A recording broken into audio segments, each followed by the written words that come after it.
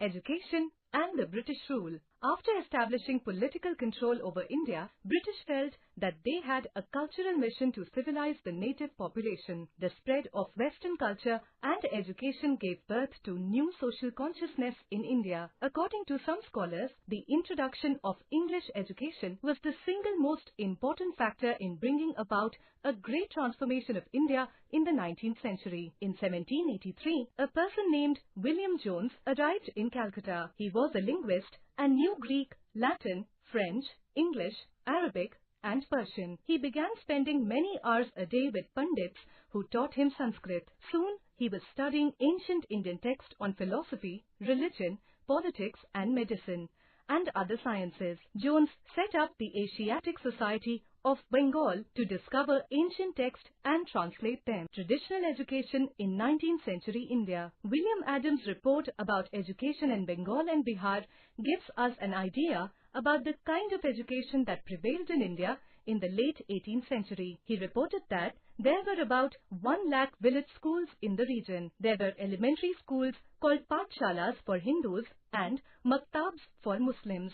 There were no printed books and teachings were done orally in the vernacular languages by gurus in the Pathshalas and Maulvis in the Maktabs.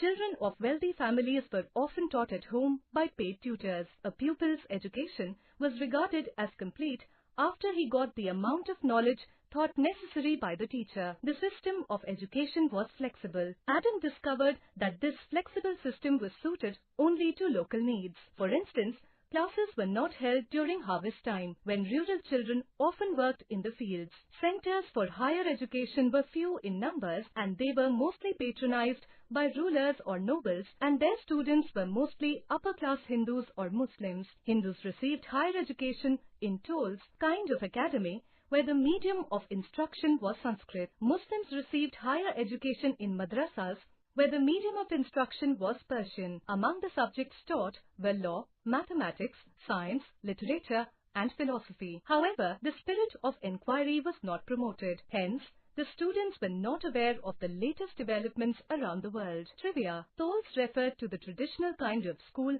common in India before the British. Coming of the British and education. The English East India Company did not take any interest in education of Indians in the beginning. The need to learn English language was felt by a number of people in India. English traders also needed to learn the Indian languages for trade transactions. In the 18th century, Warren Hastings set up the Madrasa Aliyah to study Muslim law and related subjects, and in 1791, Jonathan Duncan started the Sanskrit school at Banaras for the study of Hindu law and philosophy. The British interest in education began in the second decade of 19th century. The government realized that it would be better to employ educated Indians, as it would drastically bring down the administrative costs. Moreover, such educated Indians under the influence of Western learning would be loyal to British government. They would easily accept British goods. Charter Act of 1813. As the first step towards the development of education in India, the British adopted the Charter Act of 1813, by which they sanctioned a sum of rupees 1 lakh for the development of education in India. There was a heated debate on the content and medium of education. One group, called the Orientalists, favored the study of traditional learning using vernacular languages. The other group, called the Anglicists, favored the study of Western learning through English as a medium of instruction. Raja Ram Mohan Roy, the father of modern India, also advocated the Western learning. Ultimately, in 1835, the government decided in favor of the promotion of European literature and science among the Indians. Lord Macaulay, the architect of modern Western education in India, wrote a minute in support of the Anglicist. It was approved by Lord William Bentinck, the Governor-General of India. The Act of 1835 formally introduced English education in India. Following the decision, English was made the medium of instruction in the new schools and colleges opened by the government. In 1844, the government declared that English qualified Indians would be given preference in government jobs. As a result, the demand for English education grew very fast. The Christian missionaries helped in the spread of Western education. These missionaries did much humanitarian work by starting schools, dispensaries, hospitals, and homes for women and orphans. They advocated social and educational reforms. Christian missionaries established educational institutions which were attached to their churches in Madras, Bombay, and Calcutta. These institutions were mainly opened with the purpose of training Indians to help the company's British officials in administration. Wood's Dispatch. In 1854, the policy of education was given a new direction by Wood's Dispatch, authored by Charles Wood. The dispatch set forth a comprehensive scheme of education in India.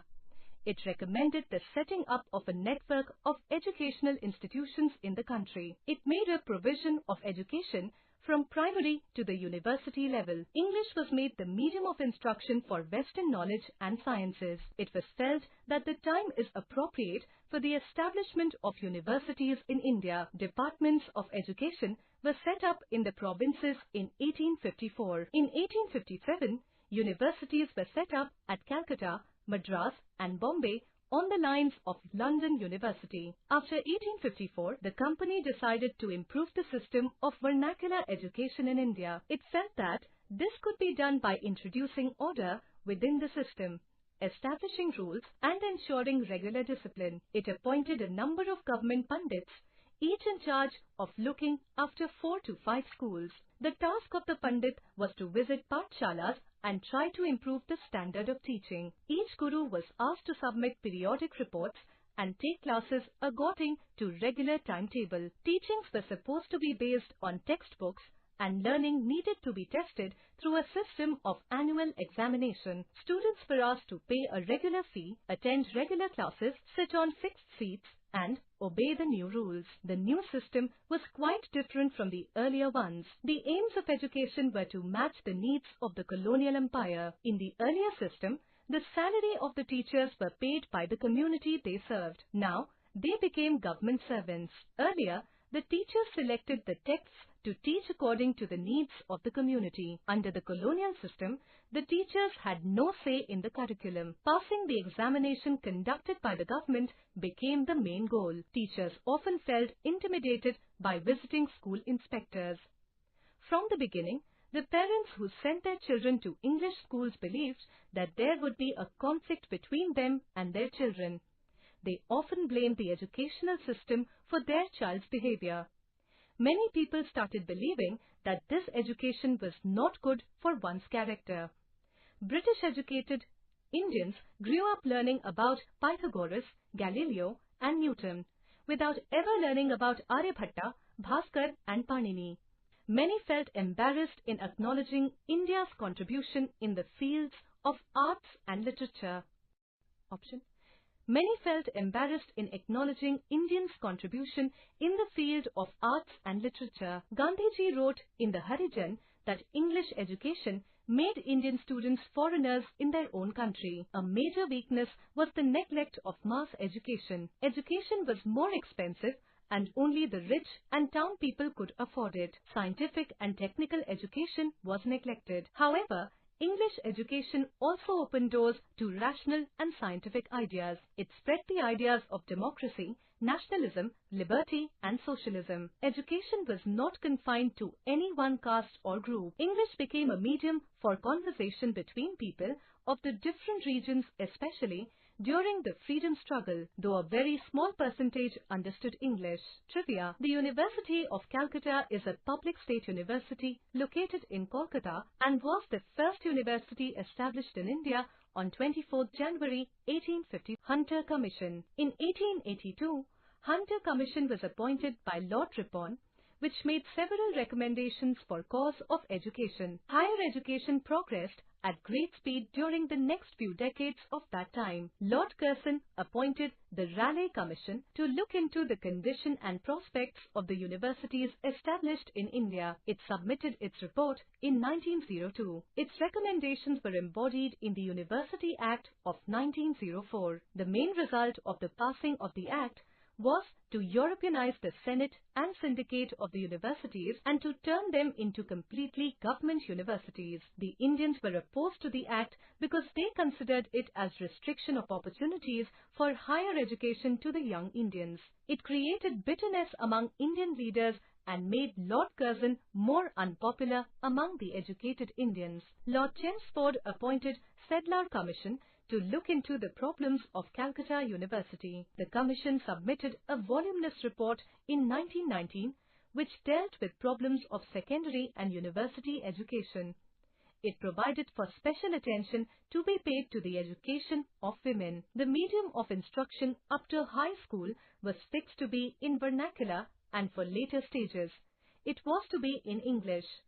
The Dhaka and Lucknow University was started in 1921 and Delhi University in 1922. Under the Government of India Act of 1919, the Department of Education was transferred into the hands of Indian ministers responsible to provincial legislature. The Government of India controlled and guided the general policy of higher education. Under the Government of India Act of 1935, entire university education was placed under the control of the provincial government. Indian reformers and education. During the course of nationalist movement, many Indians began to question the educational policies of the British. Though most of them agreed that Western education would awaken Indians, they firmly believed that it was also needed to be rooted to Indian culture. Raja Ram Mohan Roy. Raja Ram Mohan Roy was a great supporter of English education on Western lines. He established the Hindu College at Calcutta. In 1825, he founded the Vedanta College, which had courses both in Indian learning and Western social and physical sciences. Through his initiative, Calcutta Medical College and SS College were started in Bombay. Ishwar Chandra Vidyasagar. He wrote a Bengali primer, Barna Parichaya, which had simplified learning of the language and is still in use. He encouraged education and is said to have set up 35 girls' schools and granted scholarships to poor. Dayanand Saraswati. He was the founder of Arya Samaj. His most outstanding contribution has been in the field of education. A large number of Dayanand Anglo-Vedic DAV schools and colleges were started where education was imparted in Hindi and English. He also started Gurukuls. Swami Vivekananda. He founded the Ramakrishna Mission in 1896 to carry on humanitarian and social work. Character building among the youth was his main concern. For material improvement of the common people, he advocated the study of Western science along with Vedanta. Annie Besant. Her contribution was especially significant in the field of education. She was the second president of the Theosophical Society that set up schools for boys and girls. Annie Besant founded the Central High School at Banaras. She set up a new school for boys in Banaras named Central Hindu College. Later on, Annie Besant and Pandit Madan Mohan Malviya worked jointly to establish a common Hindu university at Banaras. Banaras Hindu University, BHU, started functioning in 1917 and Central Hindu College became its first constituent college. Trivia. The Theosophical Society was founded in 1875. It's a worldwide body.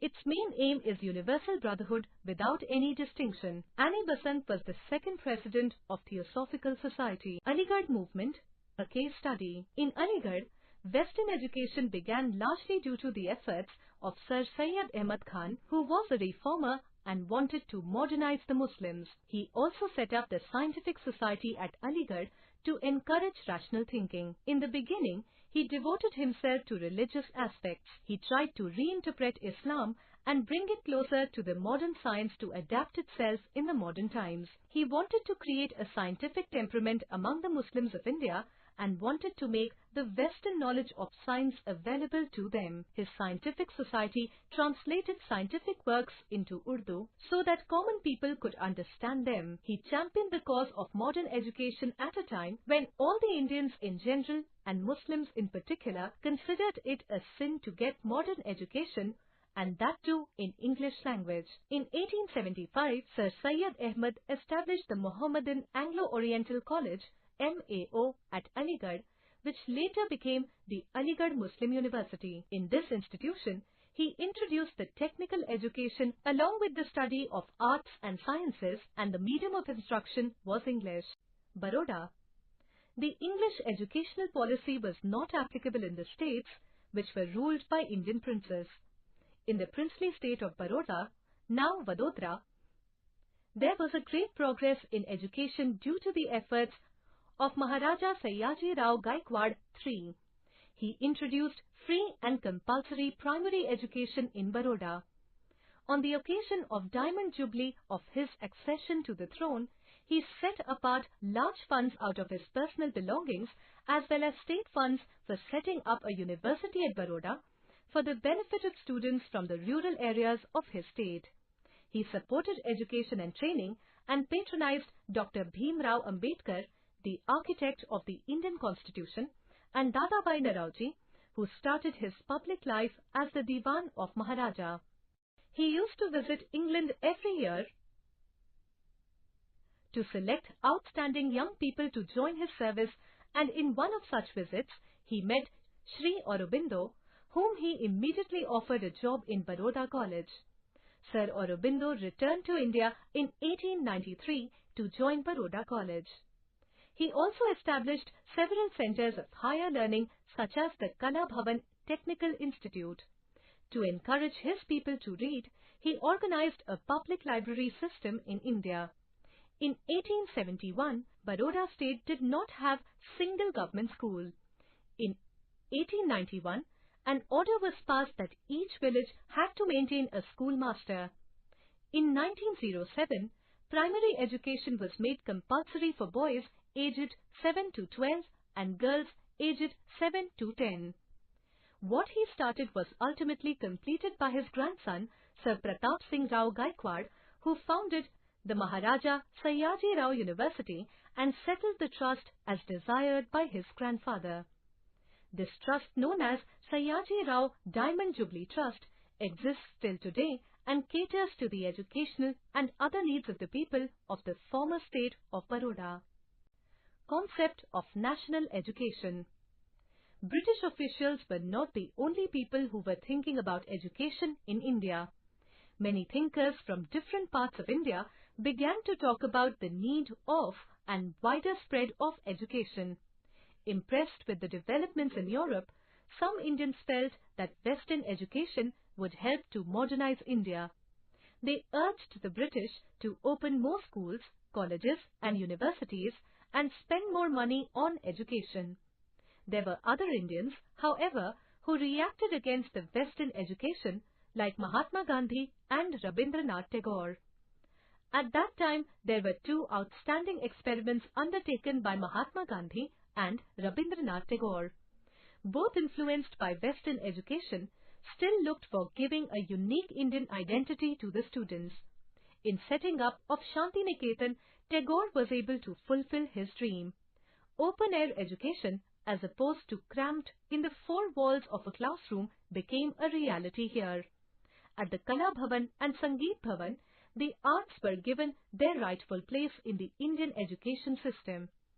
Eminent people from all over the world came to Vishwa Bharati during its peak period. The concept of education, according to Gandhiji, was very different from anyone else's. The core of his proposal was the introduction of productive handicrafts such as spinning, weaving, basket making and bookbinding in schools' curriculum. He wanted the schools to be self-supporting. Gandhiji wanted to avoid dependence on the state. He wanted to free the Indian teacher from external interference, particularly government or state bureaucracy. Gandhiji's plan implied the end of teacher subservience to the prescribed textbook and the curriculum. Trivia. The world's first university was established in Takshila or Takshashila, now in Pakistan, in 700 BC. It offered over 60 different courses in various fields such as science, mathematics, medicine, politics, warfare, astrology, astronomy, music, religion and philosophy.